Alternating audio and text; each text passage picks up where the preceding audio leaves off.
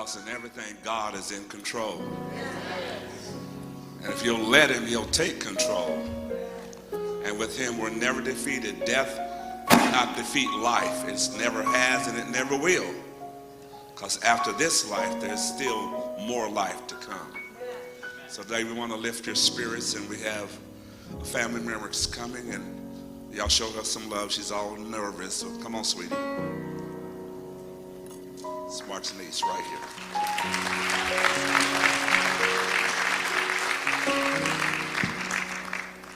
Good morning.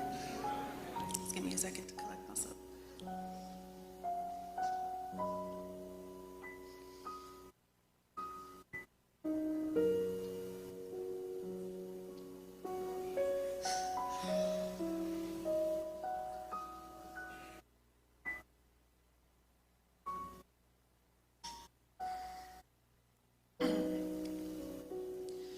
2 weeks ago, everything changed. A shift occurred within my family that will always be felt and tattooed on our hearts. Death is funny in that way. It indicates the end of something, but the beginning of something else entirely. So however you've been impacted by this loss, just know that my family and I stand with you in that. My Uncle Mark would literally do anything for his family and the people he cared about. If Mark loved you, you knew. If he didn't like you, you knew that too. There wasn't any gray area with him. I don't think anyone was ever like, I just don't know how Mark feels about me. I just can't get a good read on him. No, you knew. He made it very plain. But if you got to experience the kind of love that my uncle was able to give, you were blessed because he loved with intention. I would come over to the house. And he would do like a visual scan of me, just look me up and down, just pierce me with his eyes, and I would not make eye contact, but he wanted me to know that he saw me, and he wouldn't ask what was wrong, if something was wrong, because he knew I would lie and just say nothing. So instead, he would say, something's wrong, you're agitated. Who is it, and where are they at?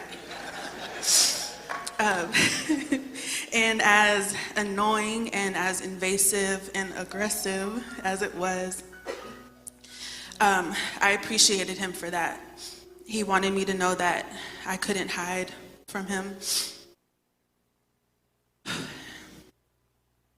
Because he felt like it was his mission to make whatever you were going through or whoever was putting you through it just disappear. But my uncle didn't know how to help himself. He didn't know how to be there for and love on himself. And not many of us do, to be honest. Uncle Mark would often come across as arrogant or conceited. He had this grandiose persona about him. And if you didn't know him, you'd think, man, he's really full of himself. But if you really knew him, you'd know how humble and self-deprecating he actually was. I thought long and hard and prayed about what to say to you all today.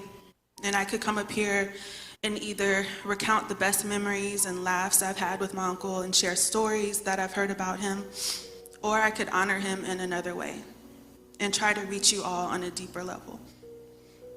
This is still very much so about my uncle and celebrating his life. And even though the last thing I want to do is stand up here and talk about him in past tense, there is something that has to come from this. And in thinking back to the late night conversations I've had with my uncle, there are messages threaded within all of our exchanges. I'm going to make a few points, and I hope you're able to just bear with me and follow along. Over the years, I've realized that even when you have God, even when you talk to God, He talks to you. Even when you have a praying mama and a foundation of faith, some of us still have to work and pray every day to battle against spirits and afflictions. Prayer works, but so does therapy. So does having a positive outlet or a hobby or coping techniques. And it also takes a support system, but not just any support system. A support system that is equipped and aware of how men, especially men of color, grieve and process pain.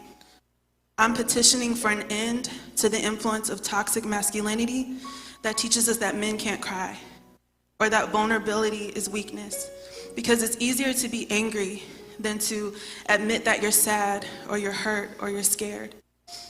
But we have to be honest with ourselves and the feelings that we have associated with the messed up things that happen to us. Which brings me to my next point. We can't put the weight of our whole family on our elders. The responsibility to hold our family together and pray us through should not lie solely on them. They are tired. Look at them, they're tired. I'm specifically talking to my generation, my cousins. We got to do better. We have to pray and fast and call and text each other. I'm an introvert. That is hard for me, but I'll work on that. We may be a little unconventional, a little awkward, a little ratchet. But we have power too. God created us too. And I know a God that wants to move. Your prayer doesn't have to be long or eloquent. Our attention span is short. I get it. It's the Wi-Fi interfering with our brain waves. We have a lot of influences and alternative ways of spirituality, but you have to know that what feels good is not always good for us. And whatever your avenue is, ask God for covering and discernment.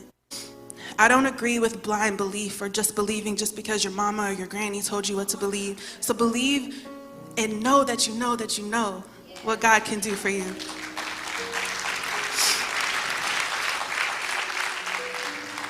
So I'm hoping we all follow my uncle's example to love with intention, love past your pain, rejoice in knowing someone deeply, revel in closeness, don't shy away from it. Look someone in the eye when you ask how they're doing. As my mom would say, check on your strong friend. Check on the ones that are always doing for others because they may wish they had someone doing for them.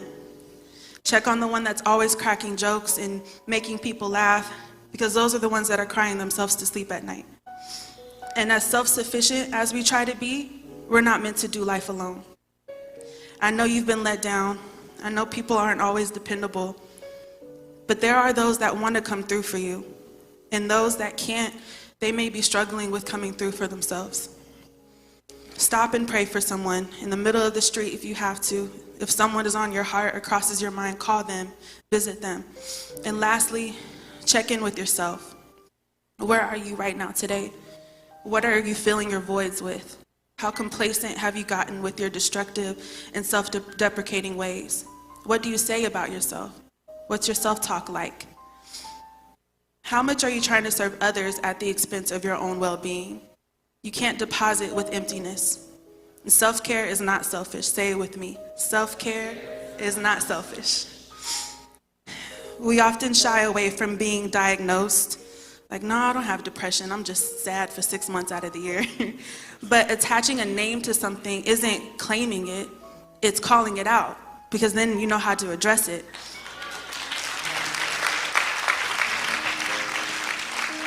There's no deliverance in denial. Once you know what your battle is, acknowledge it, then you can address it properly. Start where you are, use what you have, do what you can. God can use any story and person, any level of pain. He can use your trauma and your drama, your anxiety, your scars, your darkness, your weakness. He can use all of that. God works in the wreckage. Give yourself permission to heal and be loved and be helped. And I'll close with this story. It was after the ball dropped on New Year's Eve, and it was like 1 a.m. I went over to my Nana's house, and it was myself, my Aunt Carol, my Uncle Mark, and my cousin Brandon.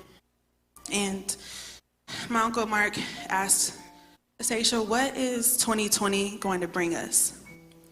And I said, clear vision, peace, and understanding. And he was like, why did you point at me when you said peace? I said, I wasn't really pointing. I was just more so like declaring it. But I was like, okay. So with clear vision, I was thinking about this. And sometimes it's not about shifting your focus. It's about refocusing on the picture that God has you looking at. Because just like a camera, it'll adjust. It'll be blurry for a second, but then it'll adjust. So sometimes we just have to refocus. Understanding we may not have a whole lot of that right now. But my hope is that you have peace, knowing that my uncle got his. And I'm looking at every single one of you, and I want you to know you are seen, you are loved, you are heard, you are valued. We need you here. And if you think otherwise, that is a lie. The belief that the world is better off without you will never be the truth. And if you've ever thought that, it's because the enemy knows how many lives will be saved because you kept living. How many people need to hear your story? There's purpose in your pain, and there's ministry in the madness. I love you. I love you with intention. Thank you.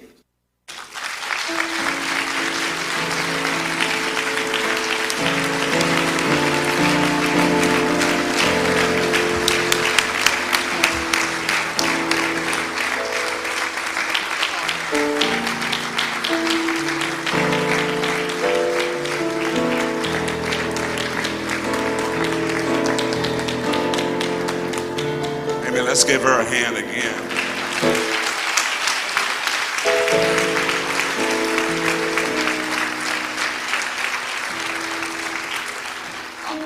I may not have to do a eulogy there. That's all.